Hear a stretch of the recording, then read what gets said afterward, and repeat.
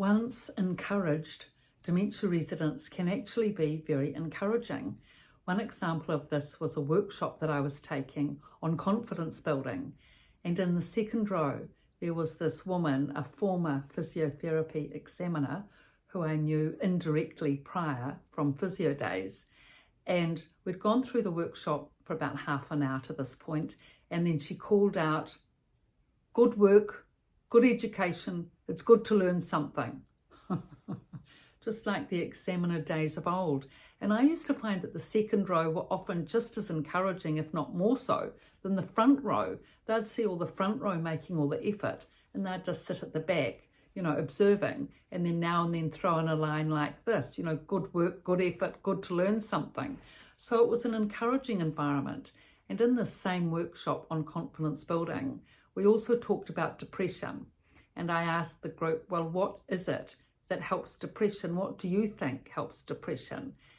And they came up with various answers. But one of the most insightful answers, I thought, was from a woman who had spent a lot of her days in competitive sport. I asked them individually. I don't always just ask a general bland group question, but I go around each person individually to try and inspire them to say something. So I went up to this person and I said, "So what do you think that people with depression need?" And she looked at me and she said, "Peace." And I thought, what a beautiful answer, that people with depression need peace. And I said to her, "That's a very bright answer." And she said, "I hope so."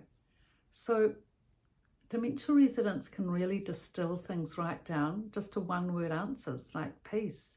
That is what you do need when you're depressed. Peace is a solace.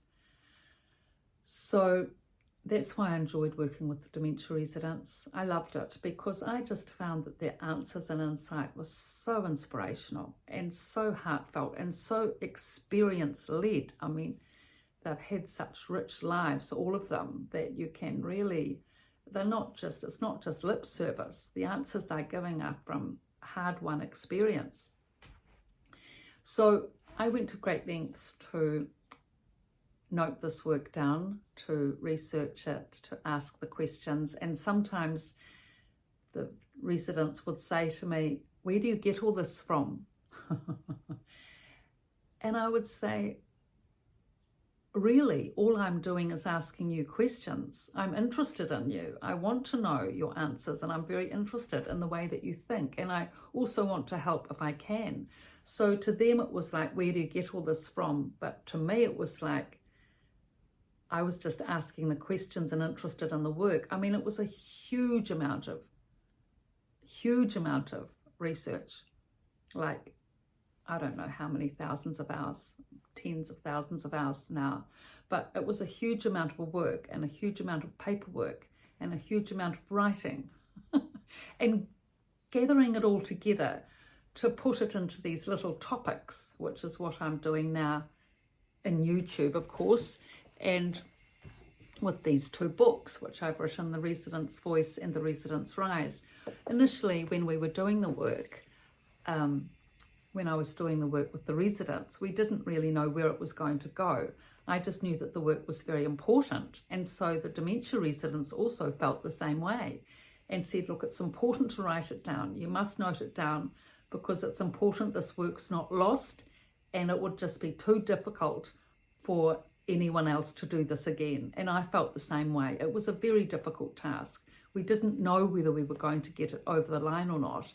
And as the residents said, it's not easy to concentrate. It's very difficult to concentrate. And sometimes some of them couldn't manage to keep the concentration up. But we did manage to do the work and finally do the books. And now, how many videos? 800 or something colossal.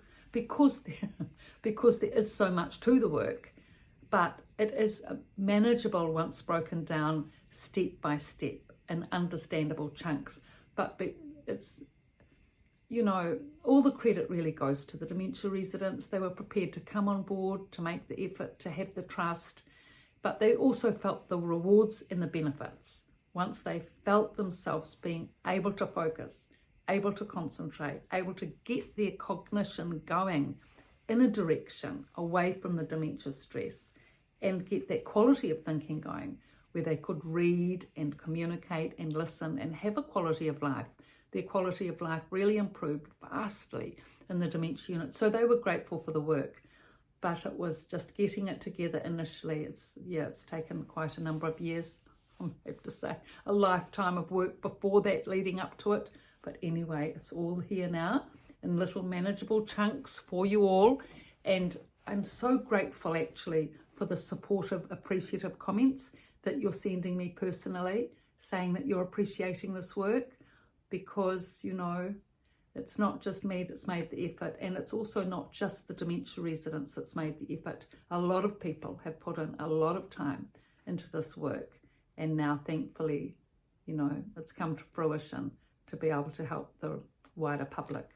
So these two books, The Resident's Voice and The Resident's Rise, are on Amazon and my website. So you can get those there. And thank you for your support and subscribing. Thank you.